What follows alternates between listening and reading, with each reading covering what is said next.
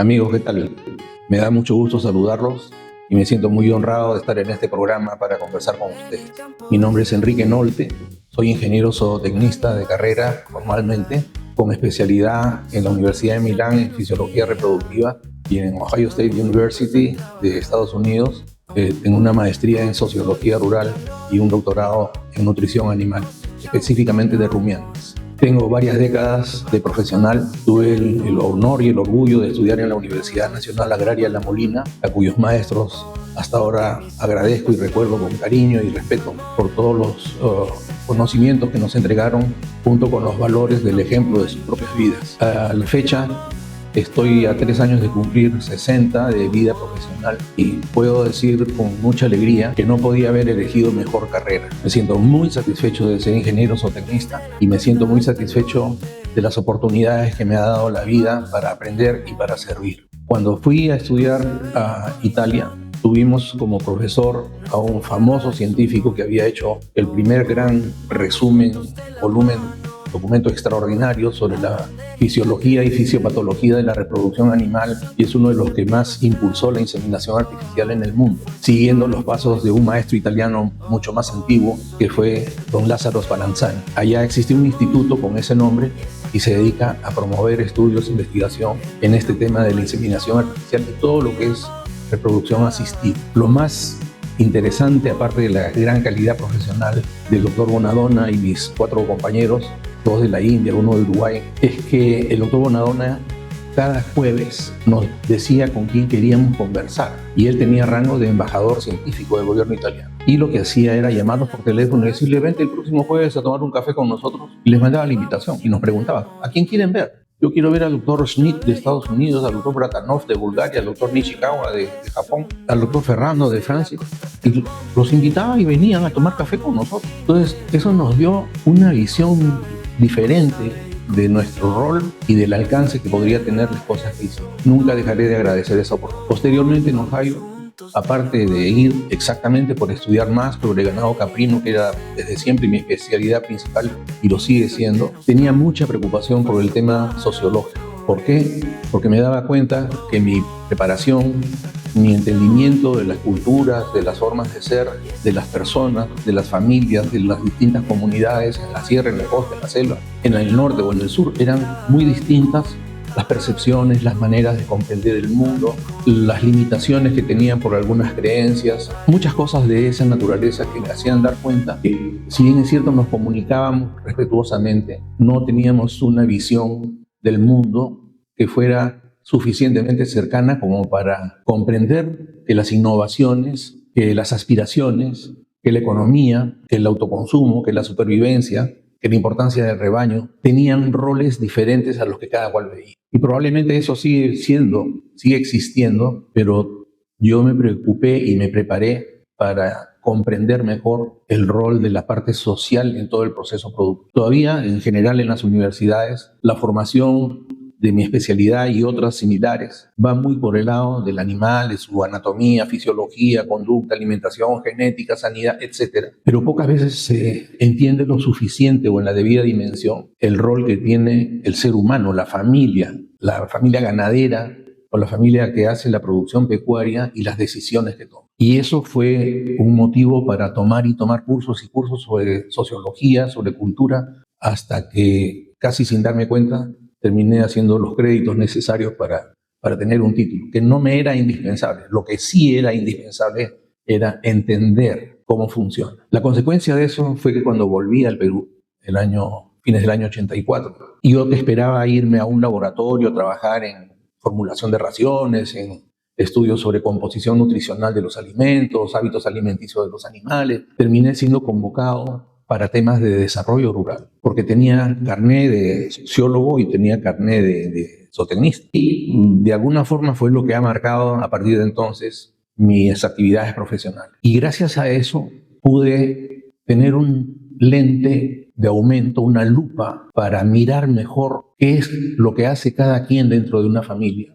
quién trabaja a qué hora y qué tareas tiene, y también quién toma decisiones o cuál de las decisiones, si hay discrepancia, es la que prima y la que se ejecuta. He podido hacer este tipo de observación en Puno, en Ayacucho, en Junín, en Piura, en Olmos, en Jujuy, en Zaposoa, recientemente en Ucayali, en Huánuco, y eso por mencionar, es todo el Perú el que gracias a Dios y para honor mío he podido recorrer y mirar. Y hoy en día tengo una percepción bastante clara, bastante fuerte respecto a cuáles deberían ser las estrategias a seguir cuando nos proponemos un plan de desarrollo para una comunidad, para una zona, para una región, para un nicho ecológico, etc. Entonces, yo digo, sin temor a equivocarme, que más del 80% de todos los productos animales que consumimos en el Perú están sobre los hombros de la mujer. Si queremos hablar de horarios de trabajo, en distintos sitios que he medido,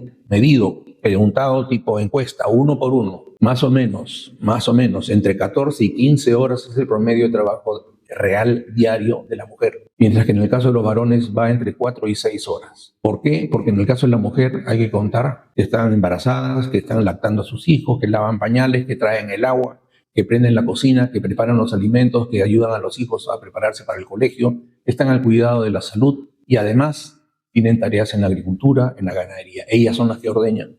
Ellas son las que saben qué cría pertenece a qué madre a la hora que se juntan para ese momento mágico en que las crías maman de sus madres. Pero si tienen 200 o 300 ovejas o cabras o llamas o lo que tengan, y a pesar de que las hembras y las crías reconocen de quién es de quién, no siempre lo hacen con la rapidez necesaria y las señoras y las muchachas también saben esa relación y ayudan y facilitan que ocurra. En la mayor parte de los sitios que he podido visitar, las mujeres son las que ordeñan. Y este es un tema que tal vez no ocurre en digamos, fondos ganaderos que son empresariales, aunque también he visto que hay algunas diferencias, por ejemplo, en la incidencia de mastitis, cuando los varones son los que ordeñan respecto a cuando ordeñan las mujeres. Y por lo demás, he sabido y lo hemos observado que las mujeres tratan mucho mejor a las vacas, a las cabras o a las ovejas que haya que ordeñar, lo cual contribuye al momento, al estado de relajación que necesita la hembra para que sus ductos galactóforos se relajen y la leche fluya por los pezones. Entonces, si una persona, un varón usualmente, puede levantarse de mal humor, no canta, sino grita o le da un empujón a la vaca y eso, la vaca se va a poner nerviosa, se va a poner tensa, eso produce vasoconstricción y eso va a hacer, como se dice criollamente, esconder la leche. Y ya se pueden pasar todo el rato exprimiendo los pobres pezones y la leche no fluye. ¿Por qué? Porque los ductos galactóforos se han cerrado. ¿A dónde me conduce? A que existen diferencias entre lo que hacemos los varones y lo que hacen las mujeres. Muchas diferencias. Las tareas están repartidas. Hay tareas que las mujeres no realizan y hay tareas que los varones no realizan. Y cada familia y en cada cultura no es lo mismo estar en Ollantaytambo que estar en Chulucanas. En cada sitio tienen sus propias costumbres, pero por lo general las mujeres se ocupan de todo lo que sean los animales domésticos, aves, cuyes, pavos, patos, hasta uno que otro chanchito, como ocurre en Chota, en Bambamarca. Y eso no están a cargo de eso, su alimentación, su cuidado, y deciden en qué momento o para cuándo se van a vender o para cuándo se van a consumir. Pero también tienen tareas en el campo, también participan en el deshiervo, también conducen el huerto familiar. Y además de todo eso, tienen la economía del hogar, gestionar ingresos generalmente insuficientes para alimentar a la familia, priorizar y de acuerdo a esa priorización ser muy estrictas en el gasto, y les voy a contar algunas anécdotas sobre el tema, les da una cantidad de responsabilidades que no son valoradas. Por mucho tiempo se ha considerado que las mujeres trabajaban 4 horas, 5 horas, pero ¿acaso no es trabajo lavar platos, barrer la casa, cambiar pañales, cuidar niños, llevarlos al colegio o traerlos? Todo eso es trabajo, pero como no tenía remuneración, entonces no se contabilizaba como trabajo. Y eso, simplemente desde un punto de vista físico, es un hecho bastante injusto, porque todo lo que demanda movimiento, esfuerzo, concentración, atención y energía es trabajo, es labor, sea o no sea remunerada. Entonces, primera conclusión, si comparamos este rol y este peso que tiene la mujer en la producción pecuaria nacional y lo relacionamos con la cantidad de oportunidades de capacitación, de recibir cursos, de ir a pasantías, de recibir ejemplos o tener oportunidades de mejorar sus conocimientos, probablemente no creo que pase del 20% el total de mujeres respecto al total de varones que han participado en todos esos tipos de oportunidades de mejoramiento de la información que se maneja. Muy buenos días, amigos de Zootecnízate. El día de hoy estamos en la presencia del doctor Enrique Nolte, un destacado profesional del área pecuaria. Lo hemos mencionado en un programa anterior cuando hicimos una entrevista al ingeniero Eduardo Dios, que estuvo hablando acerca de la transhumancia, y lo citamos precisamente por esa definición que nos dio, ¿no? Bastante interesante. El mundo caprino básicamente está lleno de sus contribuciones, y en lo personal, como le mencionaba él al comenzar esta entrevista en previos, teníamos ese recuerdo de él que nos dejó en el Centro Federado una cantidad de anotaciones hechas a máquina, a escribir en papel carbón, empastado con toda la información que había traído él de su experiencia en Italia, ¿no? Fabulosa. En un tiempo en donde uno consultaba cosas físicas, no como ahora mucho del material que existe en la red, ¿no? Entonces el día de hoy lo hemos convocado un poco para entender como profesionales qué existe detrás del mundo campesino, del mundo ganadero, ¿no? Cuando uno llega, por ejemplo, a una comunidad e intenta implementar y poner en práctica los conocimientos que hemos recibido en la universidad, nos chocamos a veces con que existen frenos sobre los cuales, a pesar que hemos llevado algunos cursos de sociología rural, en mi caso, por ejemplo, nos damos cuenta que se resultan a veces hasta insuficientes, porque entender cómo piensa el ganadero es diferente al entender que tiene un muchacho o un profesional que llega al campo con ese ímpetu de repente de querer hacer cosas, de querer hacer cambios, y que aparentemente la comunidad del ganadero no lo recibe en ese impacto, ¿no? Es por eso que hemos invitado el día de hoy al doctor Nolte, y como nos decía en la introducción, destaca, por ejemplo, el papel de la mujer, ¿no? De la mujer que está junto al ganadero, es una mujer campesina que dedica sus actividades no solamente familiares, sino también se involucra en la actividad productiva, pero que a veces pasa desapercibida incluso en cuanto a sus ingresos. Doctor Nolte, ¿cuál es más o menos lo que usted nos resumía, el aspecto que se tiene, por ejemplo, o la manera de pensar que tiene ahorita, en este momento, la mujer campesina en el Perú? Bueno, a ver, desde el tiempo que yo me gradué a la fecha, no había celular. Recién aparecía la calculadora. Todavía yo mismo trabajando en la universidad usaba unas calculadoras que nos regalaron de un banco que eran mecánicas, o sea que había que darles vueltitas para que corran los números, pero no existía pues todo lo que hay ahora, ¿no? Y todavía en ese tiempo el 60-65% de la población peruana era rural y el resto urbano. Hoy en día más del 70% es urbano y menos del 30% es rural. O sea, ha habido un traslado de población enorme, pero también las familias tenían 5, 6, 7 hijos, las familias rurales. Hoy en día tienen 2 o 1. Entonces ha cambiado mucho todo el panorama familiar. Y sin embargo, los roles principales no han cambiado, salvo algunos casos que considero que es importante que reconozcamos con dolor, pero que son formas de vida que están en curso de desaparición. El nomadismo, yo he llegado a conocer pastores nómadas en Piura, pero hoy día no existen. La transhumancia era muy practicada, sobre todo en toda la zona de las lomas, desde Chimbote hasta Tacna. Había este movimiento de grupos con sus rebaños, con sus paperos, con todos sus utensilios, de la sierra a las lomas, de las lomas a los valles costeros que estaban cosechando, y de ahí retorno a sus hogares, cíclicamente, ¿no? Cada tiempo de cosecha, tiempo de lomas, tiempo de cosecha en la sierra, tiempo de loma y tiempo de cosecha en la sierra, y de nuevo a repetir el ciclo. Bueno, las mujeres hoy en día, a mi juicio, primero están mucho más informadas. Antes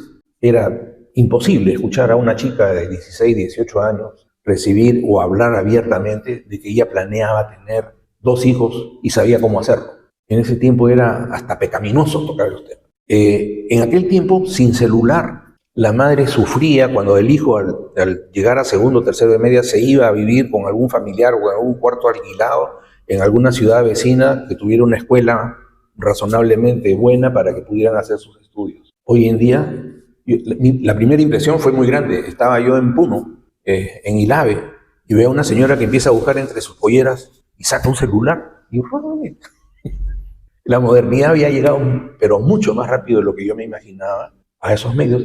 Bien, sin embargo, en ese mismo tiempo todavía existían instituciones que decían: la comunidad campesina se va a contaminar con el modernismo y hay que ponerle una urna para que todos los horribles acontecimientos del emprendedurismo y de la interés en el negocio o en la ganancia vayan a dañar su cultura y toda la tradición que tiene. Como si alguien tuviera derecho a decirle al otro, yo no quiero que tú sepas lo que yo, porque yo quiero que tú sigas siendo como eres. Así era.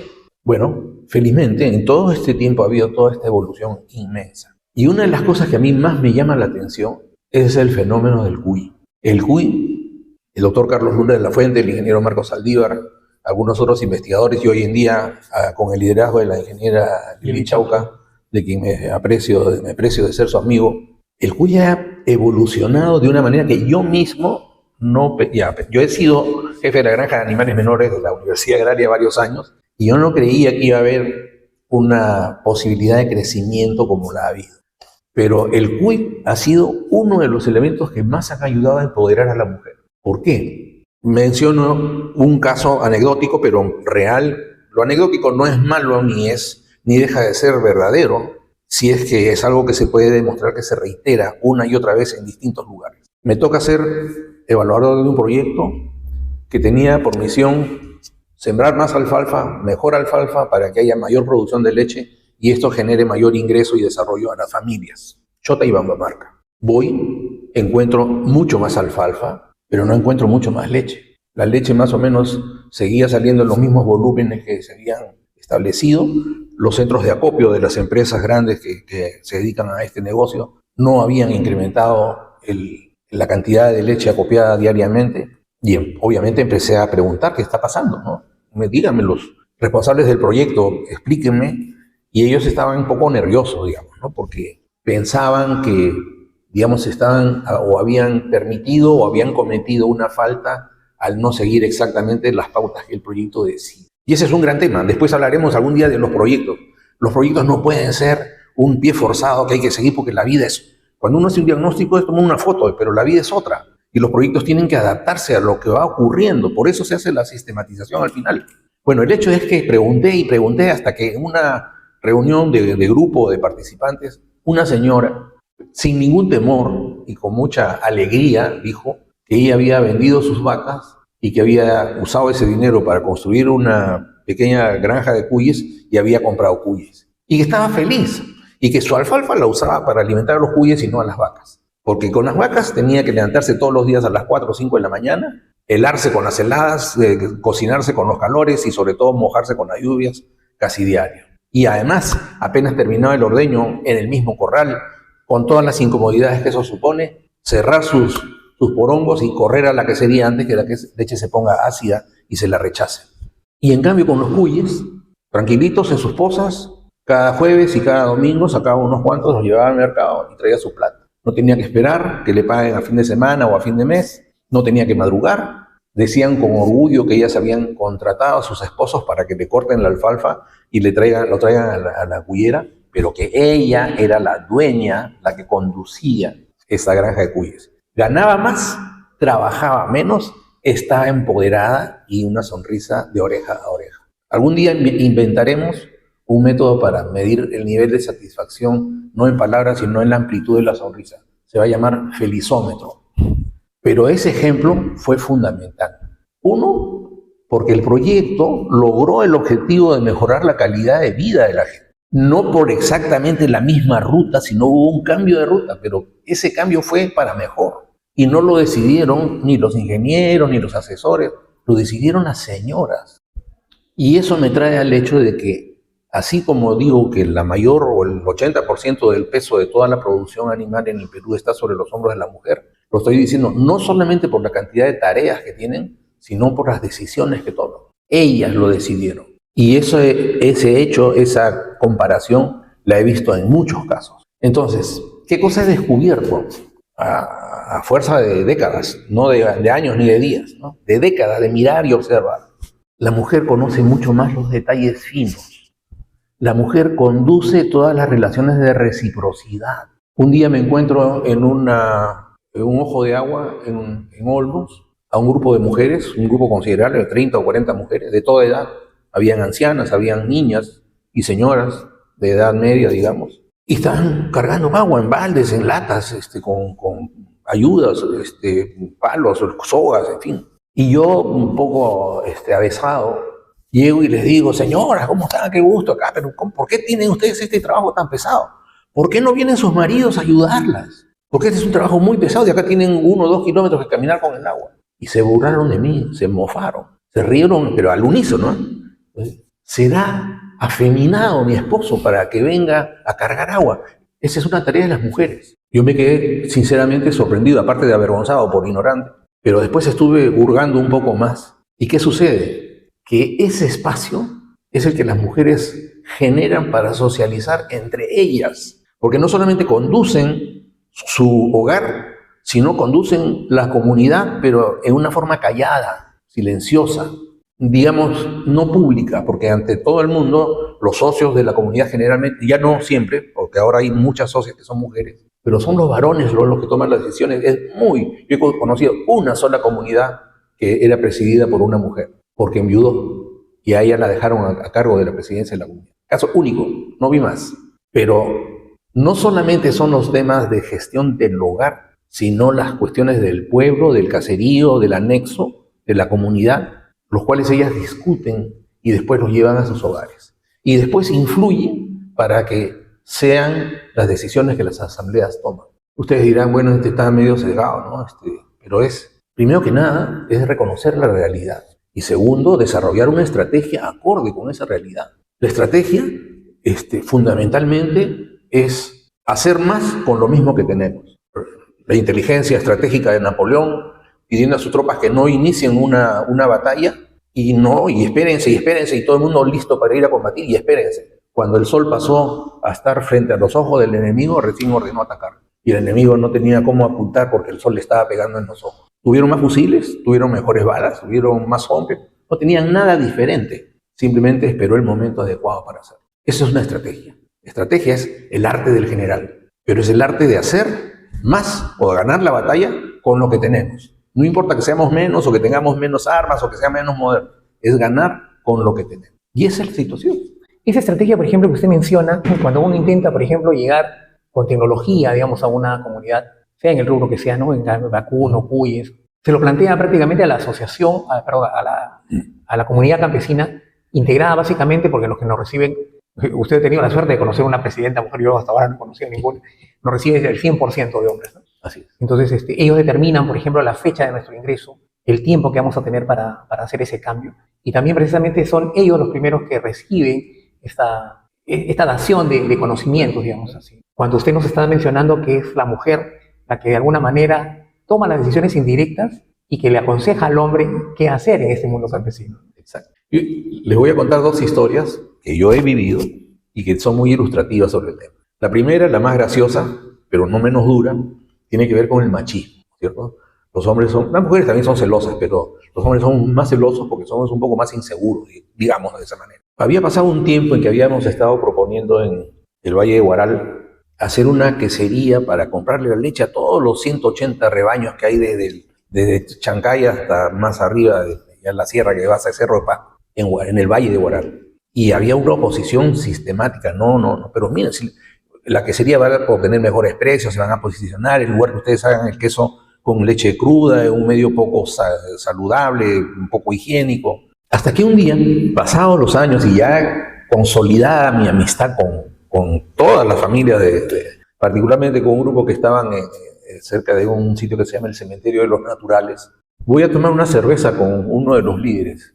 Y le insisto, yo hasta ahora no entiendo por qué ustedes no han querido tener una planta quesera.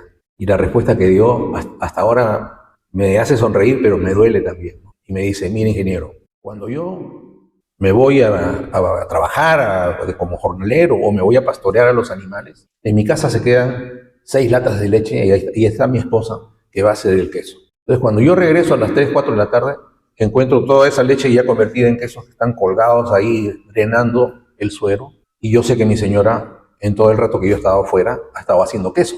Y si ya no tiene que hacer queso, ya no voy a saber qué está haciendo. Por Dios, Claro. por Dios santo. Pero esa fue una respuesta genuinamente, esa era la realidad que esa familia estaba viviendo. Y la otra, que es un poco más sangrienta, ocurrió en Chulucanas, en una comunidad campesina en la cual se había acordado en asamblea, a través de un proyecto que tuve el agrado de dirigir, y el sufrimiento de dirigir también, acordamos que con la FAO íbamos a financiar una planta quesera que iba a adquirir toda la leche de la zona, que iba a pagar prácticamente 50% más del precio de ese momento, que era como 90 centavos, y que todos los días sábados se haría la cancelación de la leche que la planta recibió, y la planta ya se encargaba de la comercialización, de toda la maduración, etc. Vino un experto de la FAO, etc. Pero antes que venga, el proyecto tenía que ser aprobado. Entonces firmaron todos el pedido, digamos, para hacer este proyecto. Lo llevé al representante de la FAO. Él ya se lo había comentado, pero ya lo vio en documento, respaldado por la comunidad, y me dijo, me parece un lindo proyecto, me dijo, al punto que yo quisiera ir personalmente a firmar el convenio y entregarles el cheque. Programamos el viaje, nos fuimos a Piura, llegamos al lugar y empezaron a llegar todos los socios de la comunidad, y yo veía que algo sucedía porque el presidente no nos miraba de frente, hasta que tomó la palabra, y después de la bienvenida y todos los protocolos usuales, nos dijo, hemos cambiado de opinión y ya no queremos firmar el convenio. Ustedes se imaginan la vergüenza que yo tuve que pasar de haber ido con un funcionario, con un diplomático, un señor, además totalmente animado con la idea, y que los usuarios, a mí no me gusta usar la palabra beneficiario, me parece bien gruesa, pero algún día hablaremos de eso, dijeron que ya no querían. Ahí está, acuérdense de su plata, o sea, no, ya no quiero su proyecto, hasta luego. Entonces yo estaba anonadado, avergonzado, y ya pues el caballero, el ingeniero Luis Vanegas, en aquel tiempo, me dijo, no se preocupe, estas cosas ocurren, ¿no? Fue muy diplomático, muy educado para decirme, por Dios santo, ¿cómo puede haber pasado esto? Al mes regresé furibundo, enojadísimo, resentido, sentido que mi sentimiento era que había sido traicionado, porque además no me avisaron. Bueno, pero dio la coincidencia que estábamos entre 29 de julio y 4 o 5 de agosto, fueron en los días del paquetazo, ¿no? Cuando recién comenzó el gobierno de Fujimori. Y fui directamente, y me acompañó mi esposa y mi hijita, que tenía pues 3 o 4 años. Fuimos a la casa del presidente y le fui a decir todo lo que tenía guardado. Mientras nos saludábamos y empezábamos la conversación, la esposa dice, les voy a preparar un picadito, yo soy siempre muy hospitalario, los quiero mucho, ya está sanado ese problema, pero se fue la señora a la cocina a prepararnos alguna cosa para comer o para picar, y mi esposa le dijo, yo la acompaño, y se fueron las dos a la cocina. Seguí mi conversación, le dije todo lo que tenía que decir, él se disculpó, insistía mucho en que ellos habían tenido segundo pensamiento y que habían cambiado de opinión. Cuando estábamos en camino por el Arenal hacia el carro que nos esperaba, mi esposa me dice, ya sé qué pasó. El día que tuvieron la asamblea en que aprobaron que se iba a hacer la quesería, todos fueron a sus casas alegres a decirles que había este proyecto y que iba a ser una inversión y que ya no tenían que hacer queso ni gastar su tiempo en eso, podían dedicarlo a otra cosa, pero que les iban a pagar 50% más por la leche. Y las mujeres, aparentemente todas, yo sé de algunos hogares, pero las mujeres tomaron distancia inmediatamente y dijeron, ¿cómo? ¿Qué cosa? ¿Que se van a llevar la leche? ¿Mi leche de las cabras se la van a llevar a una quesería? ¿Y cómo nos van a pagar? No, que los sábados nos van a dar el pago ya sea en efectivo o en una cuenta que vamos a abrir. ¿Y a quién le van a pagar? Bueno, al socio, pues al jefe de la familia, ¿no? O sea, nos van a pagar, pero va a salir a mi nombre y yo de ninguna manera voy a aceptar que tú recibas la plata de los quesos, de la leche, porque esa plata yo la administro. O sea, llega a mis manos primero y después yo sé lo que hago con ella. Y empezó, no, pero que nos hemos comprometido. No, dice que se armó un barullo, que en todo el pueblo, 220 familias, volaban ollas y platos en la cabeza de todo el mundo porque la bronca fue general. Y ninguna mujer aceptó. Y para hacerla corta, no aceptó. Y ellos tuvieron que ir, por poner un ejemplo bien feo, con el rabo entre las patas a decir que habían habido cambiado de opinión. Y eso fue lo que nos dijeron. Cuando supe, dije, yo tengo la culpa. ¿Cómo no me di cuenta que en Cajamarca, en Piura, en muchos sitios, la mujer gestiona todo lo que es el dinero que entra por leche o cualquiera de sus derivados, y los varones son los que gestionan la venta de animales, pero por encargo? O sea, llevan 1, 2, 3 animales el fin de semana a vender al camal o al comisionista o a quien sea, pero se llevan su lista de mercado. Entonces, vas a recibir, no sé, pues 500 soles, pero me compras harina, arroz, azúcar, aceite, le dan su lista de cosas que tiene que comprar. Y le queda un vueltecito para tomar una chela con sus amigos, o una chichita ahí con su pescadito. Bueno, falla pues, desconocimiento, ignorancia de parte mía, de no haber percibido qué tan fuerte podía ser, primero, el rol, y segundo, el carácter, la decisión, la fortaleza de las mujeres para decir no, y que se arme la bronca y que se coman la bronca y que al final se haga lo que ellas decidieron hacer. Interesante lo que menciona, porque si uno se pone a analizar, por ejemplo, el ingreso que tiene una familia ganadera o campesina, aparentemente pues es mínimo, ¿no? Porque reciben pues dinero en efectivo de trabajo de jornales ocasionales, o de venta de cosechas, o de venta de animales, y efectivamente tiene que haber una administración óptima para que ese dinero alcance todo el mes, o los 15 días, o los 6 meses, qué sé yo, y la única que se encarga de hacer esto efectivamente es la mujer, ¿no? O sea, qué tan ciegos podemos ser a veces de no mirar más allá de lo que pretendemos hacer con un proyecto que aparentemente tiene todas las de ganar, pero no consideramos a veces esos detalles. Claro, el no conocer los roles en principio, es mucha ignorancia, ¿no? Pero yo ya había estudiado sociología, o sea, ya tenía que haberme dado cuenta. Y aún así no lo sopesé suficientemente como para entender el riesgo de que esto ocurriera. Pero, por ejemplo, o sea, nos pasa, ¿no? O sea, yo le cuento una anécdota que nos pasó a nosotros en Puno. Habíamos ido a comprar fibra de alpaca. Y los equipos, usted sabe, pues, que son multidisciplinarios, a veces llegan gente de diferentes edades. Y llegamos a la zona norte de Puno. Y uno de los chicos, la modernidad, entró a una tienda donde atendía pues, una señora. Y le dijo, dame pan, dame un sol de pan. La señora lo quedó mirando y le dijo, no hay. Pero ahí tienes pan. No hay. No hay, mana, no hay. Pues no me quiere vender pan. ¿Qué has hecho? Le pedí pan, pues. ¿La saludaste? No.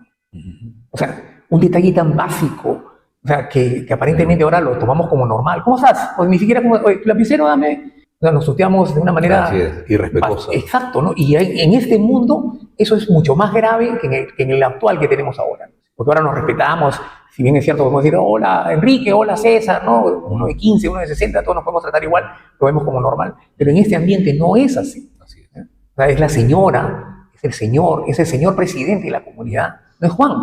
Y tenemos que respetar esas cosas. Y el saludo, por ejemplo, ingeniero, es básico. Nos puede arruinar todo el proyecto que aparentemente está bien esquematizado por una tontería. Así es.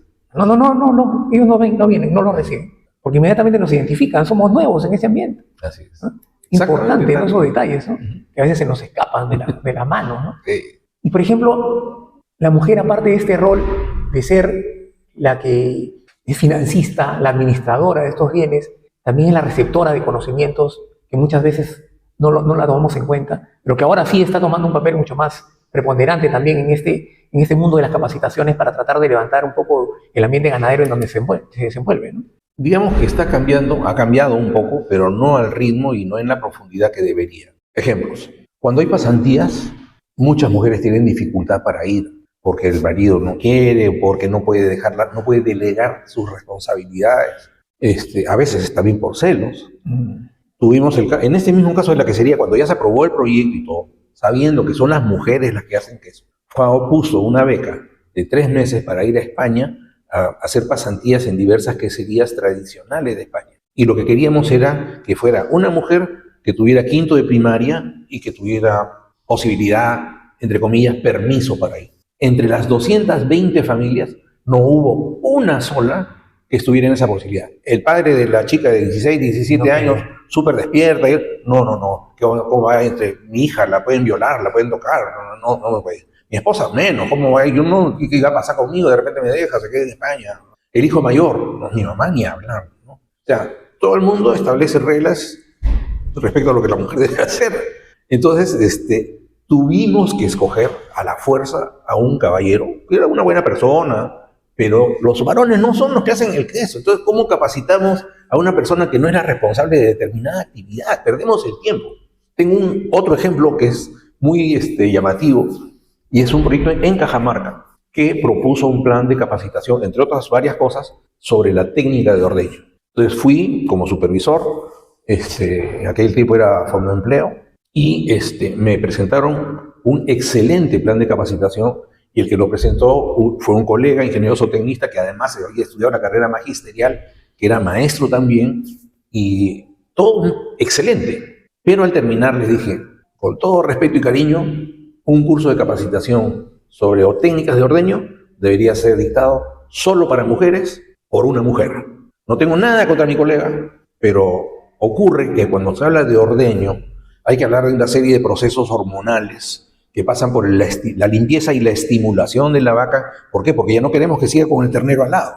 Entonces se reemplaza al ternero con un masaje, con agua tibia, con un trapo limpio, en la ubre, de modo que la vaca sienta placer. Y ese placer libera oxitocina y esa oxitocina permite la liberación de la leche. Un hombre va a ir a hablar con mujeres campesinas de estos temas, digamos, sexuales, de alguna forma, no iba a ser funcional. Entonces les pedí, por favor, que contraten a una mujer para esa tarea.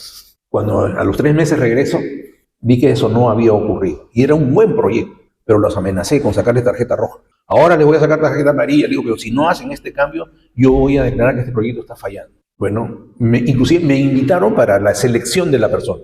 Y escogieron a una señorita médico veterinaria que había concluido en segundo puesto en la universidad, muy jovencita, muy capaz, muy solvente. Y bueno, ella fue seleccionada y tuve una conversación con ella advirtiéndole que sus temas iban a ir mucho más allá de lo que ella se imaginaba. Porque en ese ámbito las señoras probablemente le iban a hacer muchas preguntas que pertenecían más a su intimidad que al ordeño de las vacas. Bueno, se pidió que el curso fuera solo para mujeres. La comunidad aceptó con la condición de que en cada curso, cada vez que se juntaban en el salón, 2 caballeros veedores se sentaran al fondo para escuchar qué les iban a decir a sus esposas. Parece que estudiamos en el siglo XVII. Bueno, a la hora que fueron al salón de clase y se instalaron los 2 caballeros veedores, las señoras hicieron huelga, salieron del salón y dijeron, no queremos empezar hasta que no seamos solamente mujeres. Se juntaron, los caballeros salieron, y seguramente el esposo de alguno de ellas que estaba ahí, y el curso se desarrolló maravillosamente bien y el resultado no solamente fue bueno en términos de la aplicación de las técnicas de ordeño, sino que ocurrió lo que anticipé. Las señoras se encontraban con una persona más leída, más ilustrada, y le empezaron a hacer preguntas mucho más personales de la crianza de sus propios hijos, de cuando ellas han lactado a sus hijos, etc. Y esta profesional, a quien todavía me aprecio de ser amigo, me dijo, tenía usted razón. Me han preguntado cosas que ella, joven, soltera, no necesariamente tenía que saber. Y yo le di mucha información, le di buena parte de la literatura que yo tenía respecto a estos temas, para que ella, hoy día es gerente de una empresa mayor, pero su experiencia y la de todo el proyecto fue comprobar que hay algunos temas que tienen que ser dirigidos al que hace las cosas. Si yo voy a enseñar, qué sé yo, a beneficiar ganado y hay que tener un grupo de matarifes y están sus hijos ahí, no le voy a enseñar a sus hijos. El que lo hace es el que tiene el problema. Si el varón no es el que ordeña, va, escucha, por acá le entra, por acá le sale, porque no tiene la preocupación, él no tiene el problema del ordeño. Y si va a su casa de regreso y está embroncado con la esposa, ni siquiera le cuenta nada. Y si le cuenta, tal vez se acuerde del 10% de todo lo que escuchó. De modo que es un bolsillo con hueco dedicar capacitaciones a quienes no son directamente responsables de hacer esa actividad y que no tienen clara conciencia de que ese es el problema que los está angustiando. Lo interesante también el remarcarle al profesional que va a llegar a hacer esa capacitación que va a tener que tener la mente abierta, no solamente al aspecto técnico, sino al aspecto humano, social, ¿no? Tal y cual. Porque nosotros llegamos también al campo y bueno, tenemos esa base, llegamos y empezamos, mira, vamos a criar a tu cerdo de esta manera o a tu vaca de esta manera, y te dice, pero mire, tengo problemas con mi papa. No crece claro. La papa, ¿no? Claro.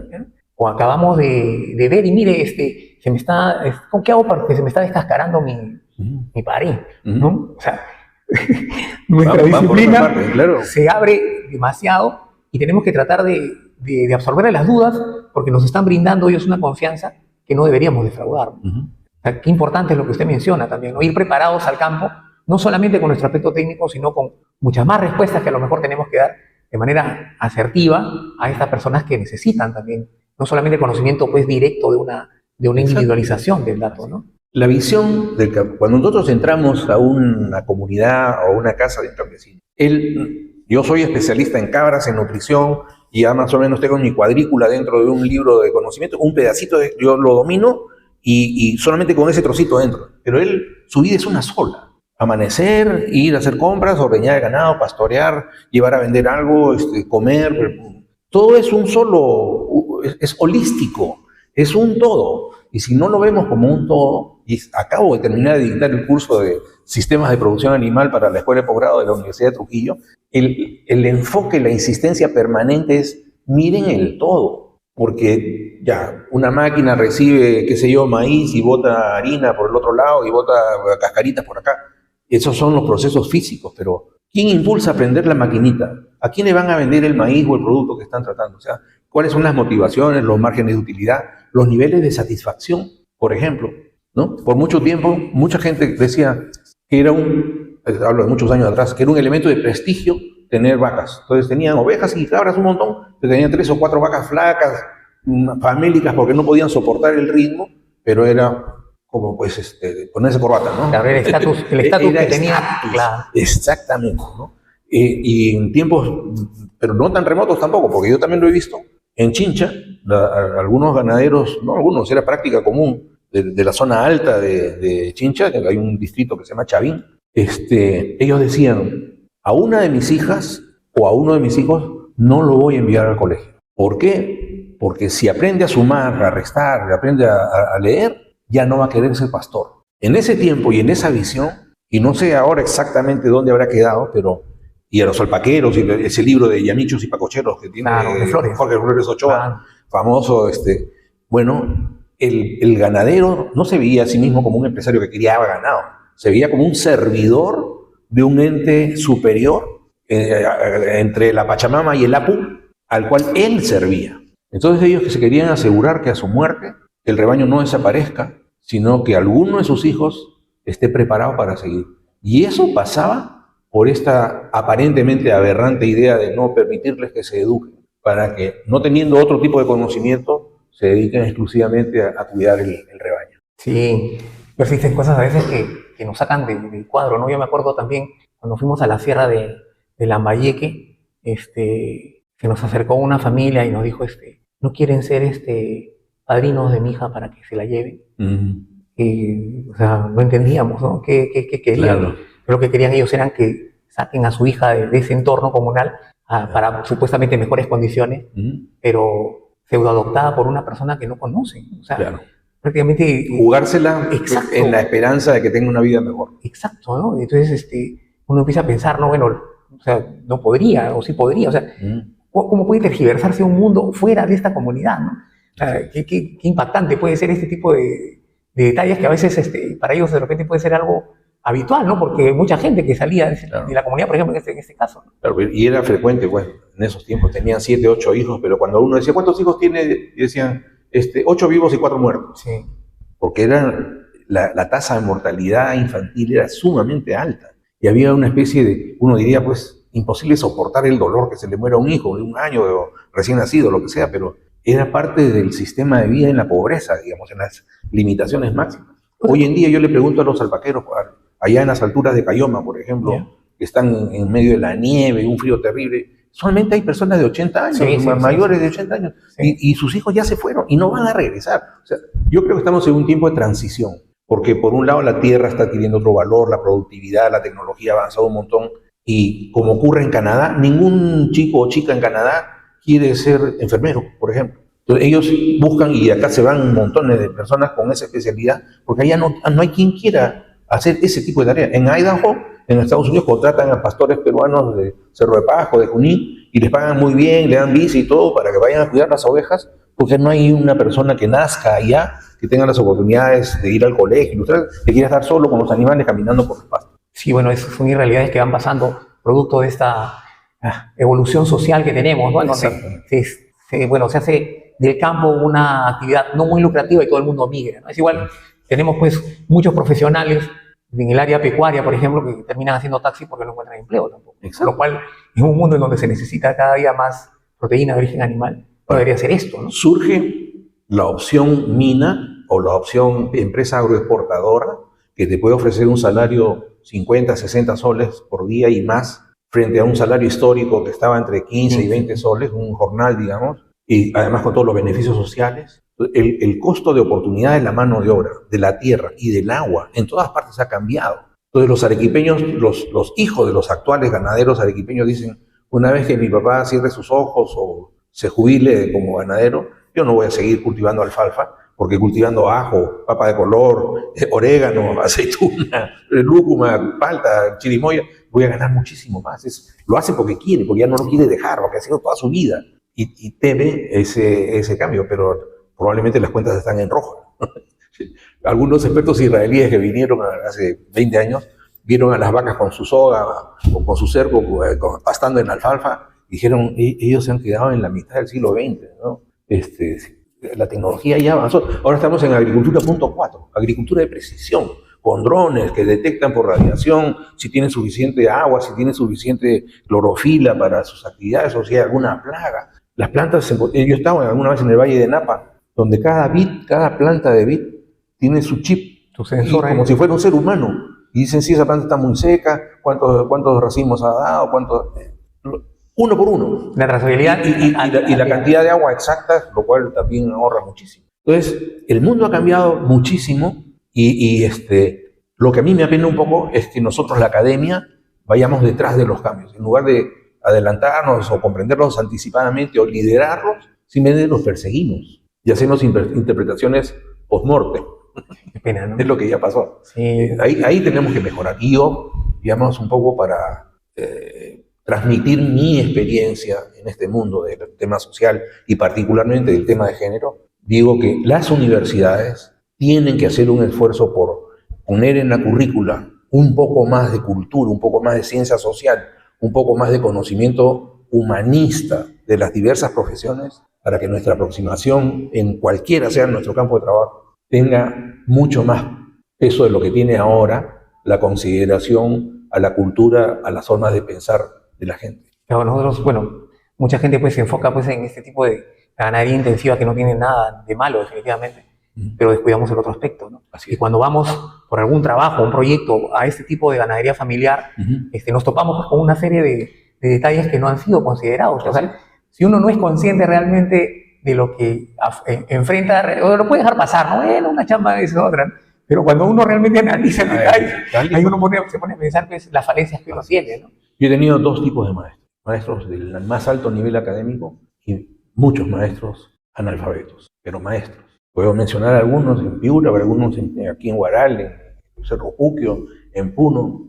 Un señor que me dice en Puno, mis alpacas están mucho mejor, pero yo no. Esa es una cachetada a los enfoques de desarrollo. Enfocado en que la alpaca esté mejor, pero sus precios, sus mercados, lo que sea, el hombre sigue pobre. Ha invertido tiempo, conocimiento, esfuerzo, ¿verdad? Pero sus alpacas sí están mejor, él no. Y así por el estilo. Qué fuerte, ¿no? Terrible. Qué impactante, ¿no? Es igual, por ejemplo, los programas sociales, cuando llegan, por ejemplo, a una comunidad en donde se les da una cantidad de dinero por hijo que tiene la familia, muchas veces uno regresa al año siguiente y ya tienen otro hijo para cobrar ese plus que le da el Estado y acostumbrarlo pues a un ingreso que a la larga o a la corta no tiene un fondo, un fin, ¿no? Digamos así, una lógica, ¿no? Hubo un programa que no voy a mencionar, pero era un programa público que ponía como una de las condiciones tener hijos menores de 1 año. Y aunque nunca quisieron reconocerlo, sí generaron un incremento de la tasa de natalidad, que no era deseado en ese momento. Yo sí creo que hay que ajustar. O sea, al final, todos los países desarrollados tienen más o menos el 3% de su población produciendo en el medio agropecuario. Y muchos que están hastiados de la vida en la ciudad, ahora viven en la ciudad, pero se van a trabajar a la ciudad y regresan a vivir en el medio rural sin que sean productores. Entonces, estas dinámicas van a ser cada día más rápidas. No sabemos a dónde nos va a conducir la inteligencia artificial, pero la tecnología hoy en día podría permitir que todos los productores agropecuarios tengan una mejor vida, pero para eso es necesario tener una recomposición. Un ingeniero colombiano, Rubén Darío Estrada, economista, Rubén Darío Estrada, que hizo un análisis en Puno sobre el tamaño en Puno hay gente que tiene las parcialidades, tienen 3, 4 surcos por todo concepto, ¿no? Y en la reforma agraria hubo familias que recibieron 3, 4, 5 hectáreas y tenían 7 hijos o 5. Entonces a cada hijo le tocó media hectárea o menos, pero a la vez ellos han tenido 2 hijos, pero a esos hijos ya les tocó 1/4 o 1/8 de hectárea. Y con 1/8 de hectárea no se puede vivir. Entonces yo percibo como una tendencia natural a que haya una redistribución, recomposición de la manera como la tierra se distribuye. Inclusive las comunidades. Las comunidades, con todo respeto y cariño, tienen sus territorios, pero están parcelados de tal manera que son heredables. Entonces, igual seguimos en este sistema un poco perverso de la herencia, ¿no? La herencia aritmética. La atomización de los recursos, ¿no? En México, el ejido mexicano nunca permitió que la tierra del ejido se divida aritméticamente entre todos los hijos. La familia tenía que escoger a un hijo que le daba el ejido, a los demás le daban carrera, instrucción, facilidades, pero en el ejido solamente se podía heredar uno solo. Acá no. Acá, de la reforma agraria a esta parte, se ha ido subdividiendo y subdividiendo la tierra, aun cuando ha habido una significativa reducción de la tasa de crecimiento de la población, pero no se resuelve el tamaño del acortamiento del tamaño de la tierra. En Colombia, la unidad productiva promedio es 200 hectáreas. En el Perú es 0.7 hectáreas. Sí, ingeniero, pero doctor, ¿no? O sea, por ejemplo, ¿no? Hace poco ha habido un congreso de Brancos. Y bueno, uno tiene la concepción, por ejemplo, esta errática, bueno, nuestra idea a tope, ¿no? De quién puede tener cuántas hectáreas para sembrar. Por ejemplo, yo tengo 1000 animales, mi respeto, ¿no? Pero viene un criador extranjero, pues, y dice, no, yo manejo entre 500, 1000 hectáreas, ¿no? en mi fondo, ¿no? O sea, digamos que quítate el concepto que tienes aquí, porque ese no es un concepto que funciona. Así es. Nosotros seguimos tratando de ver cómo optimizamos la parcela de esta persona que tiene 1000 hectáreas, y dentro de unos años los hijos de este señor van a tener 1/4 de hectárea, o es menos de repente. Así es, ¿no? exacto. O sea, Y nadie se anima a dar una ley sobre el tema. Y ahí yo he conocido algunos casos donde hacen en los condominios del sur, cada cierto número de años o de décadas tienen que hacer un replanteamiento. Quiénes se han ido, quiénes están todavía, y vuelven a dividir la tierra y vuelven a redistribuirla. Pero eso es sumamente complicado. Y hoy en día parte de las políticas es que, por ejemplo, para que una familia tenga acceso a crédito, tiene que tener título de propiedad. Aun cuando la tierra sea comunal, la comunidad tiene o puede seguir permaneciendo como un concepto social, pero si es que va a pasar o va a mantener la unidad territorial, entonces tendría que manejar mucho más empresarialmente que en la forma que actualmente se hace. A pesar de que reconozco que hay 1000 tradiciones, costumbres y personas que se podrían sentir ofendidas por el pensamiento, pero si las comunidades campesinas no se hacen a sí mismas empresariales, pero empresariales de verdad, no, porque yo no conozco plantas queseras, granjas de cuyes u otras iniciativas, sitios para procesar fibra de alpaca, etcétera, comunales o municipales que hayan sido exitosas. Inevitablemente, y conocido muchas, todas fracasaron. Porque el Estado no es el empresario que alguna vez alguien dijo que podía ser. No lo es. La comunidad tampoco. Yo he visto a señoras que los terminan haciendo responsables de toda la granja y la comunidad viene de vez en cuando, oye, ¿cómo están? Y se van. No hay una corresponsabilidad en el manejo o la entrega de cuentas. La planta quesera esa de Piura finalmente terminó cerrando porque primero que nada le agarró el tiempo a la inflación desastrosa que tuvimos, y la junta de conducción de la planta se reunía mensualmente y los precios subían 2 veces al día.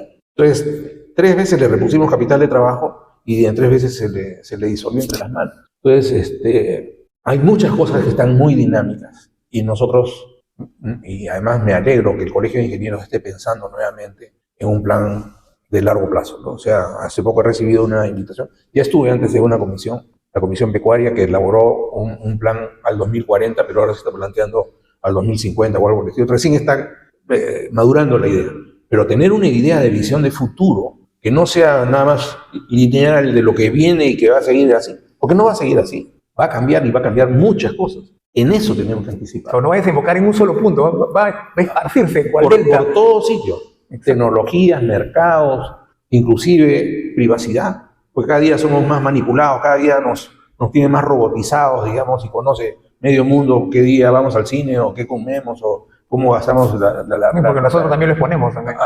Bueno, por eso hay que tratar de mantenerlo muy a raya, ¿no? Sí. Por ejemplo, una de las cosas que tengo aquí me dio en la cabeza es nuestra falta de asociatividad, que va en todos niveles. O sea, todo el mundo nos dice, si yo solo produzco leche en el sitio que usted sea, no voy a tener el precio deseado, o sea, no voy a tener el mejor precio del mundo, ¿no?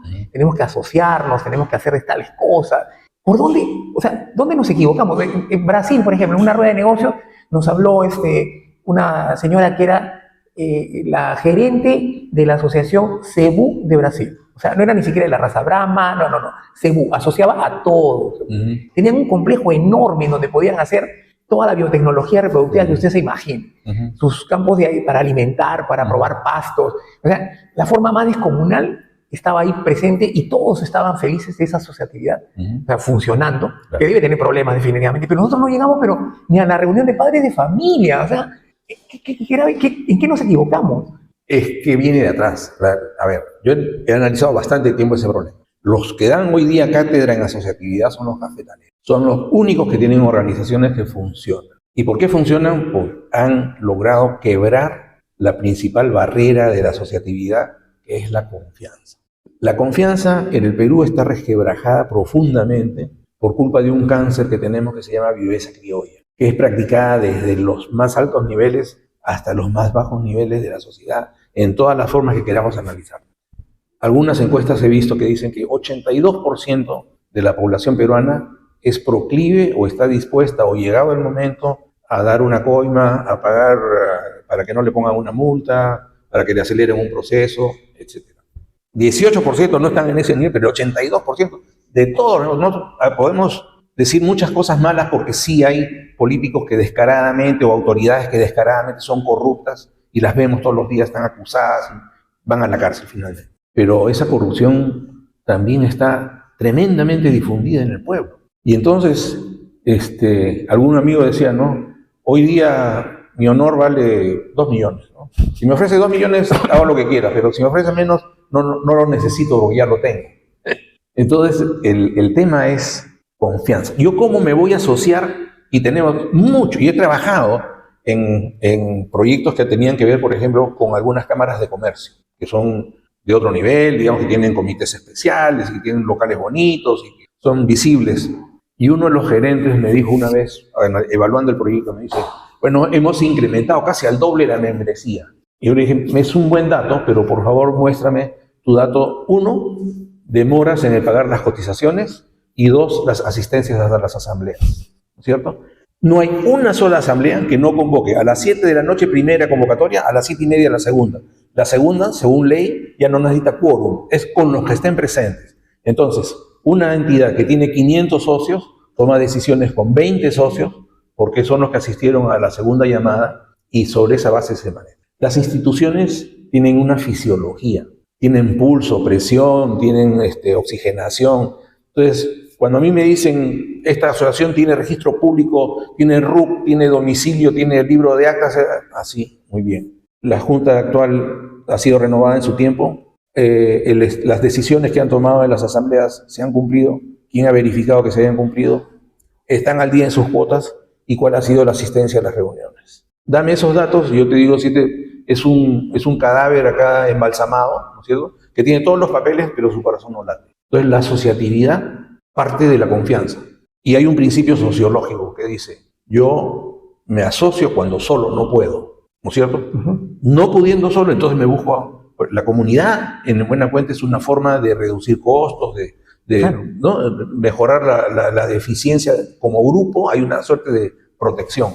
Pero si yo no confío del que está a mi lado, de que es consocio mío un caso en Paucartambo, a una señora que era excelente en producción de cuyes, 2 veces le robaron todos los cuyes. Y la siguiente vez que fui a visitar, me dijo, ya no voy a esperar que me roben más. Ya me dedicaba a comercializar cuyes. Y se volvió famosa y fue un instrumento clave, una herramienta fundamental en la comercialización de cuyes de esa comunidad y todo el distrito. Pero preguntándole, yo le dije, ¿no podrían haber puesto cámaras o algo para detectar a quién? No, si nosotros sabemos quién nos roba.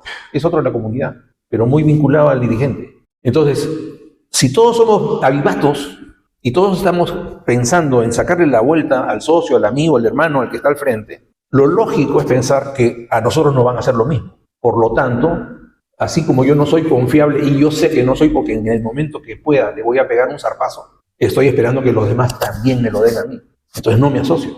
O me asocio de pinta, firmo, lo que quieras, pero no pongo nada en común. Ni mi trabajo, ni mi tiempo, ni mi dinero.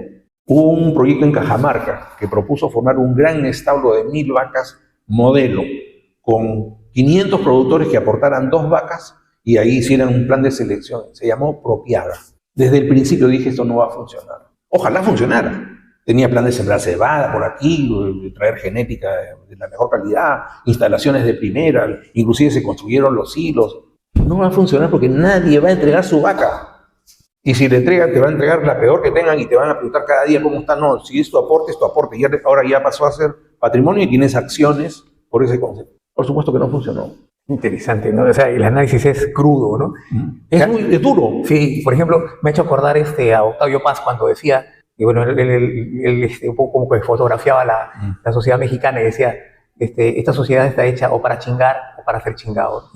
Disculpando la palabra, para joder o para joderte, ¿no? Entonces, estamos en ese mismo ambiente en donde no tenemos esa confianza, ¿no? Y es una lástima, ¿no? Porque, realistamente hablando, dejamos esta tarea de poder unificarnos al más tonto que pueda entrar a la palestra, digamos así, ¿no? En las reuniones de padres de familia, sin ir muy lejos, ¿no? Cuuando uno está en el colegio con sus hijitos, va a la reunión, a la primera, segunda reunión más, elegir a la directiva. Entonces uno dice, no, me voy al baño ahorita, voy a empezar, ¿no? Y le advierte a su señora, ni te metas en sonceras porque después va a haber problemas, ¿no? Asumir. Entonces uno sale y bueno, la profesora elige, a ver quién se elige, que no sé, que no hay voluntarios, a ver, el señor no, a una víctima. Sí, puede, bueno, ya, bravo, sale, el señor Nolte, ¿no? Y, oye, ¿a quién es al señor Nolte? Uy, está bien, que él vea. Pero después... Y que se arregle, no hay corresponsabilidad. Pero después cuando el señor Nolte pasa los 2 soles de pasaje para ir a comprar cartulina al mercado central, es observado. Así es. ¿No? ¿Por qué gastó tanto? Que hay desconfianza. Pero por eso, o sea, no somos partícipes de involucrarnos totalmente en nuestros problemas. Exacto. O sea, también otra reflexión, otra cosa que me he acordado, en la época en donde Alemania sale de la Segunda Guerra Mundial, decían que los alemanes se preocupaban, o sea, en que nos equivocamos, ¿no? ¿Ya? Y trataban de hacer una sociedad que sea más participativa, ¿no? En donde todos se involucren en decisiones. Y esto nosotros lo hemos dejado de lado totalmente, ¿no? En un mundo informal y en donde estamos cayéndonos en un saco aparentemente, pues, tenemos sin fondo, ¿no? muchísimo por mejorar, muchísimo, y lo estamos viendo. Nuestra dirigencia política en todo sentido es fatal en este momento. Tener 46 candidatos, tener el Congreso que tenemos, tener las autoridades tomando las decisiones que toman. ¿Cómo hemos llegado a esto? Y a pesar de todo, el Perú sigue vivo, sigue con 2% de inflación, sigue con 87 mil millones de reservas internacionales netas. O sea, camina solo. Yo creo que en gran parte es la laboriosidad, la creatividad, pero junto con esas virtudes también tenemos defectos colectivos que tenemos que esperar. Claro, con una ganadería campesina, pues que aparentemente pues, tenemos 2 o 3 litros pues, de leche, pero que sin embargo alimenta a una población. Así es. Que cada día pide más proteína y ahí están, ¿no? O sea, no tenemos un déficit. Ahorita, por ejemplo, bueno, tenemos el problema de la bendita huelga, que van a botar prácticamente la leche porque no... Eso es terrible. Otro gran... Terrible. Esa ocupación de carreteras, no hay autoridad, no hay Estado que ponga las cosas en orden. Y seguramente ahí pues sabe qué intereses políticos están moviéndose ahí, que promueven constantemente el desorden, el quiebre del derecho del resto. O sea, aquí no se trata que no reclamen. Si tienen algún derecho que reclamar, cada quien tiene derecho a reclamar por lo que le parezca. Pero decir, porque yo tengo este reclamo, todo el mundo se tiene que fastidiar porque yo no los voy a dejar transitar. A mí me ha pasado en Sandy alguna vez quedarme por ahí varado por una ocupación de carreteras de ese tipo. Pero no hay derecho. Y el Estado no ejerce el Estado de derecho. No lo hace. Entonces, este es un sálvese quien pueda. Mi amigo sociólogo Ricardo Vergara decía, el Perú es una república discrecional, donde la ley se cumple según me parece. Y yo creo, y si nadie me vigila, hago lo que quiero. No es yo respeto la ley porque la ley es para todos, sino es opcional, ¿no? Es, como él decía, discrecional. Y eso tenemos que superarlo. O sea, la reflexión ahí total, ¿no? O sea, no puede ser que yo tengo ahorita el derecho de protestar. Impongo mi razón contra la de todo el mundo, ¿no? Y soy tan irracional que digo, no, nadie va a pasar aquí hasta que solucione mi problema. Así usted se esté muriendo, así venga una ambulancia, así la gente tenga una atención médica, así el niño tenga hambre, no pasa nadie. O sea, ¿y quién va en contra de eso? O sea, en vez de nosotros criticar esta estupidez, disculpando la palabra, de que ya debe esto terminar. O sea, todos debemos realmente ser conscientes de que está bien que usted proteste, pero no puede ir contra los derechos de los demás. Y el Estado pues pierde totalmente su oportunidad de ejercer el derecho. ¿Por qué? Porque después viene una matanza y después viene la inculpación. O sea, viene el ejército ¿con qué? Con pañuelos a tratar de sacar una horda de gente. Como si no hubiera sido un hecho subversivo que tomen los aeropuertos simultáneamente y destrocen sus balizas. Eso es un acto de subversión. ¿Qué esperaban? Que lo traten con mano de seda. Que más de un policía lo quemen en su patrulla y no haya ningún responsable. Independientemente que sí pueden haber habido algunos excesos, pero la situación era de convulsión, realmente. De verdad que difícil, una sociedad bastante convulsa, ¿no? Regresando un poco al tema, la comunidad campesina, la importancia de la mujer, nuestra necesidad de llegar como profesionales a este campo, a veces tiene estas imposibilidades de no saber cómo llegar, ¿no? Pero sin embargo, usted me contaba una experiencia que está siendo un poco revolucionaria en este aspecto, ¿no? Este caso de estos concursos que hacen para tratar de afianzar la confianza que debemos irnos ganando. ¿Podría un poco darnos ese alcance de lo que está haciendo esta ONG? Bueno, a ver, Pachamama Raimi se inicia a mediados, me parece, de la década de los 80. Hubo un proyecto que se llamó PRODER y surgió esta idea un poco de las ECAs, pero con modificaciones, ¿no? El aporte principal de Pachamama Raimi es tomar en cuenta el momento emocional del colectivo y presentarse cuando todo el mundo está ánimos. Es como mis hijos cuando eran muchachos, el día viernes a las 2 de la tarde estaban calentando cuerpo, había un estado de ánimo y eso es muy importante, ¿no? Pero aprovecharlo para infundir optimismo, para ayudar a redescubrir capacidades, para mejorar la comunicación al interior de la familia y para que reconozcan que cuando se ponen pequeñas metas alcanzables en las que todos están de acuerdo a contribuir, los papás papá y mamá, al hacer con sus hijos sus tareas, inclusive entre ellos dos, tienen una meta común, podrán discutir, pero están dialogando sobre esa meta común, no están corrigiéndose o, digamos, discutiendo banalidades, sino el tema es cómo logramos esto y queremos ganar el concurso. Y el resultado es que solamente 3 ganan, pero 80 no ganan, pero ganan. No ganan el premio, pero ven transformado su hogar, su hábitat. Y al verlo, les eleva el ánimo, la autoestima, y esa autoestima hace que surja una pregunta que es fundamental. ¿Qué más podemos hacer? Si hemos podido arreglar nuestra casa y ponerla bonita y ponerla más limpia y ordenada, ahora yo he ido 1000 veces a visitar a familias del campo, me reciben en la puerta, ponen un banquito, una piel ahí, me convidan un vaso de agua, lo que sea, en la puerta, no adentro, porque de alguna forma sentían alguna vergüenza del desorden, del olor, de lo que sea.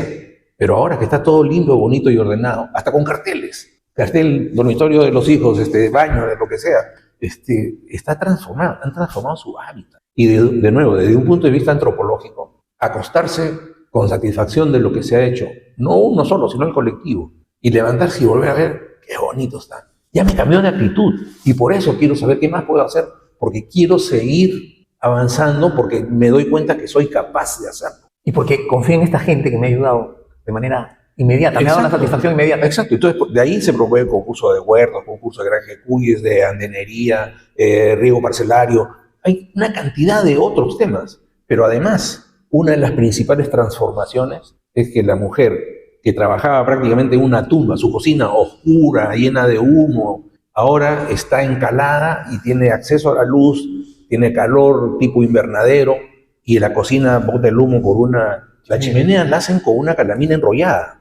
No tienen que comprar un tubo ni nada, porque tendría que ser de fierro. Enrollan una calamina y la ponen en el lugar adecuado y le ponen barro encima, etcétera, y el humo ya se va por ahí al tiempo. Entonces, esta transformación afecta profundamente, emocional, yo diría, para los que somos creyentes, espiritualmente, genera un ánimo nuevo en busca del bienestar, del progreso, de la sabiduría. También se hacen concursos de vestimenta, de danzas, de artesanías, de tejidos. O sea, los concursos pueden ser la gente pide sobre qué quiere en Puquio. 2 casos en la comunidad de Santana, a 1 hora de la ciudad de Puquio. Había una demanda muy grande por resolver el tema de la zanahoria. Porque son proveedores de zanahoria y todo el mercado de Puquio, pero el 30% de la cosecha se iba en zanahorias chiquitas, que las que llaman tipo chancho. Era, claro. Y entonces decían, ¿cómo hacemos para que...? Pues no, por más que echemos abono y lo que sea, siempre salen más chiquitas. Y no tienen valor en el mercado, entonces las tenemos que reincorporar al suelo. Se invitó a una señorita que era técnico agropecuario especializada en industrias y que sabía hacer chicha y mermelada de zanahoria. Entonces tuvieron que hacer turnos, porque vengan con su primo, con su leña, con lo que quieran, pero traigan su calor, traigan azúcar, canela, vainilla, no sé qué, y las zanahorias que quieran usar. Todo el mundo aprendió a hacer. Y hoy en día en el mercado de Puquio uno encuentra en todos los puestos unos tuppers con mermelada de zanahoria que ahora la chancho vale o se vende a precio de primera, porque ha vivido esa transformación. Entonces, la tecnología, la innovación, cuando calza, cuando se hace parte de la cultura y se embebe y termina resultando de repente en un guainito, en una marinera, como el caballito de Totora en Huanchaco tiene monumentos, tiene marineras, tiene tonderos y todo, se elevó a una categoría artística después de haber pasado por todas las evaluaciones de su funcionalidad y de su bondad, que es la parte ética. Lo mismo pasa con el triciclo en Juliaca. Juliaca tiene su monumento al triciclo. Bueno, y ahorita acabo de ver en Zúngaro, o en Codo del Pozuzo, su arco, y tiene 2 torazos ahí, ¿no? Precioso. El orgullo pues, de la zona. Exacto. Entonces, y en la misma comunidad esta de Santana, ellos cuando ya vieron todos estos detalles, hubo un técnico agrimensor que llegó por matrimonio a la comunidad y que se dio cuenta que entre el Puquio que estaba en ese cerro y los cerros de este lado, que era el Apu del pueblo, había una diferencia como de 3 metros, pero no era fácil de ver pues así en el horizonte, claro, la vuelta. Y dijo, si nosotros traemos una línea por las cumbres, por gravedad, el agua podría llegar acá, y si llega a la espalda del Puquio, al otro lado del Apu, perdón, es donde pastoreaba el ganado. Podemos poner bebederos ahí en lugar que tengan todos los días que viajar 3-4 kilómetros a tomar agua. Y además, en la parte de las faldas de este cerro, se podía sembrar algunos árboles, en fin. Bueno, en varios concursos diferentes con el proyecto Marenas, ellos, todo lo que ganaban en premios lo fueron comprando tubería. Se llenaron de tuberías para ir con los, no sé, pues 2-3 kilómetros que hacía falta. Y el trazo se hizo con los auquis, los viejitos, los sabios, que no tiraban yeso, sino tiraban harina y hojitas de coca para marcar dónde tenían que hacer pasar. La hicieron en tiempo de lluvia. Yo programé mi viaje al día siguiente, que se supone que tenían que haber terminado, y fui y no encontré a nadie. A las 11 de la mañana no había un alma. Entonces empezamos a preguntar, ¿qué pasa? ¿No? Al coordinador, y sale todo. A las 8 de la noche terminaron de hacer la conexión y embonar el sitio por donde iba a salir. Entonces le avisaron al que estaba en la llave del Puquio, abre, y estuvieron ahí media hora esperando y no pasaba nada. Entonces empezaron a desilusionar, pucha, por gusto hemos trabajado, ¿no? Así no era, no sé qué, y alguno que otro se empezó a retirar. Y de repente empiezan a sentir las gárgaras del agua que se aproximaba, ¿no? Y apareció la felicidad. 9:30 noche empezaron a chupar y hasta la madrugada, por eso no había ningún alma despierta en ese momento. Pero la celebración que hicieron de haber... Es más, poco tiempo después, el sitio donde había puesto el terminal donde salía el agua, lo avanzaron unos 10 metros más. No sé cómo hicieron ni dónde consiguieron una piedra grande, a la cual le embonaban por un lado y por arriba el agua emanaba como si fuera un Puquio verdadero. Y eso estaba a unos metros habían ruinas muy antiguas, había una suerte de plataforma con algunas gradas y demás. Era un sitio sagrado, por eso era su Puquio. Entonces la felicidad de ellos de haber logrado esto, la autoestima como comunidad, ¿qué hicieron de inmediato? Sembraron tuna en las bases y sembraron manzanos en la falda. Pero era una cosa no solamente productiva, sino era bellísimo. Y la gente tenía una felicidad inenarrable. Una cosa de esas genera o predispone para, primero que nada, orgullo. O sea, nosotros hemos sido capaces, lo hicimos. Hemos hecho lo que hemos querido, nos propusimos, nos hemos sacrificado y aquí está el resultado. Y de ahí para adelante, que venga lo que venga. O sea, los desafíos que puedan venir, lo que yo ansío, primero que nada, que bien, estoy feliz de lo que he hecho. Y a partir de eso, puedo seguir haciendo más. Y ese tipo de ejemplos son los que marcan la época. Ahorita, la semana pasada que ha sido la semana pasada, anteayer ha sido la premiación de los quesos que han ganado premios internacionales en Brasil. Claro. Y acá también, y estaba ahí. ¿Quiénes son? Dos de Chachapoya, no, dos de Chota, ¿Ya? Dos de Oxapampa, incluyendo Floral, dos de Cerro Puquio y uno de Cajamarca, otro de otro sitio de Cajamarca, no me acuerdo cuál. Pero 7 quesos peruanos han ganado premios en un concurso internacional de quesos. Y alguna de esa gente, la familia Igreda de la Cabrita, yo los conozco hace 50 años, cuando los padres inmigraron de Quipán a los roqueríos que había en Cerro Puquio, a los cuales lo convirtieron en maceta.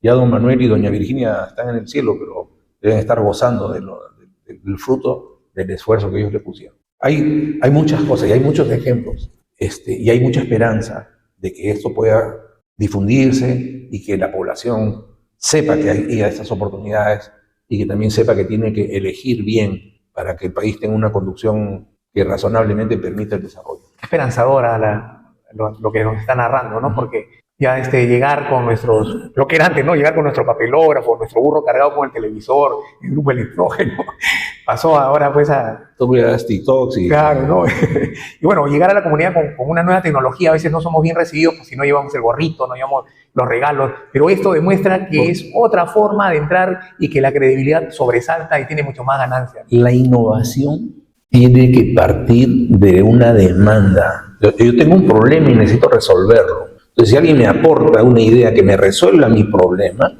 entonces lo busco cómo adoptarlo, hacerlo y hacerlo mío.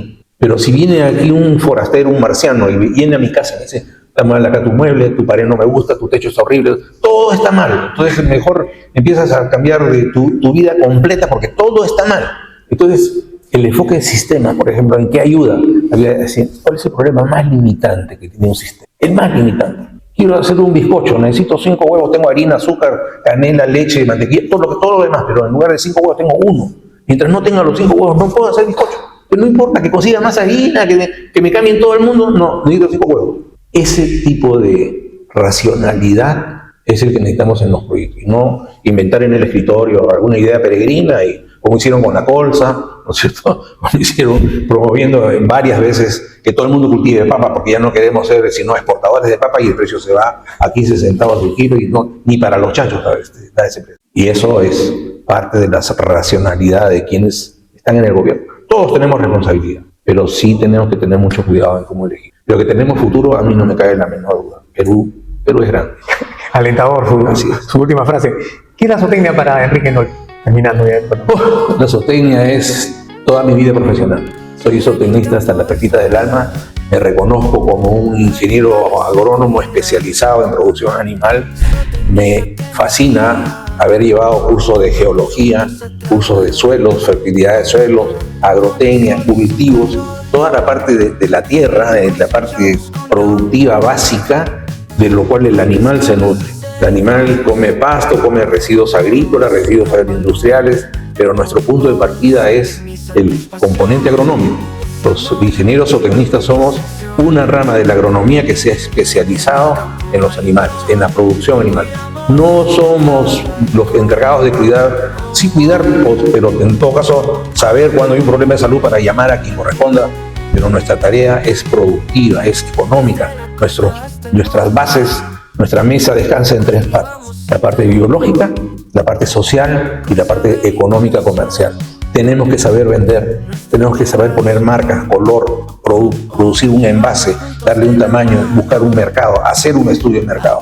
Por eso llevamos administración, contabilidad, economía, mercado. Todos estos elementos que forman nuestra profesión nos hacen ser básicamente como gerentes preparados para conducir explotaciones pecuarias. Y el resto se contrata, pero nuestra responsabilidad es que los animales produzcan calidad, saludablemente. La bioseguridad es fundamental, cumplir las normas, que sean alimentos buenos y saludables.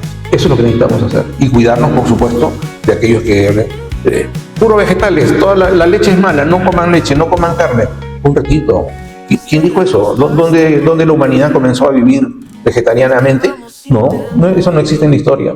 Lo que sí necesitamos es decir, leche de soya, eso es piratería, ¿no? Leche de almendras, piratería. Carne de soya, también es piratería. Carne es carne producida por un animal. Leche es leche producida por la ubre de un mamífero. Y esos otros términos que se paran inventando son formas de hacer creer que son sustitutos de lo que no es sustituible en realidad. Como para mí, la zootecnia es no solamente el animal, sino la persona que lo cuida, que lo quiere, que lo ama, que lo respeta, que le da su vida al campo y gracias a la cual nosotros comemos. Yo no dejo, cada vez que tengo reuniones con personas en el campo, les digo, no venimos a hacerles un favor, venimos a suplicarles que sigan haciendo lo mejor posible, lo que ya hacen, pero que ustedes puedan vivir mejor para que nosotros podamos seguirnos alimentando. Nosotros no hacemos ningún favor yendo a dar información, conocimiento, organización, etcétera, porque ellos son la vida real. Yo escribo, yo pienso y hago y tengo ideas, pero la gente no come ni ideas ni papeles. La gente come carne y el importante es el que produce la cabra, la oveja, el cuy, el conejo, la vaca, la llama, la alpaca. Ellos son nuestra prioridad, ellos son nuestra misión y son el sujeto de nuestro accionar. Yo creo que en La Molina nos han dado mucho y muchas facultades que son de alguna forma hijas de La Molina. Conozco varias facultades de zootecnia en el Perú. Mantienen ese mismo espíritu y así lo debemos seguir cultivando. Interesante, ¿no? Creo que nos queda la reflexión que hemos tratado de poner en el canal y que queremos impulsar, ¿no? Si quieres el éxito de tu actividad productiva pecuaria, contrata un zootecnista. Qué bueno, amigos. Ya saben, si quieren tener entrevistas tan interesantes como las que hemos tenido el día de hoy, regálenos un like, suscríbanse al canal y síganos por favor compartiendo. Doctor, muchísimas gracias. Agradecido yo.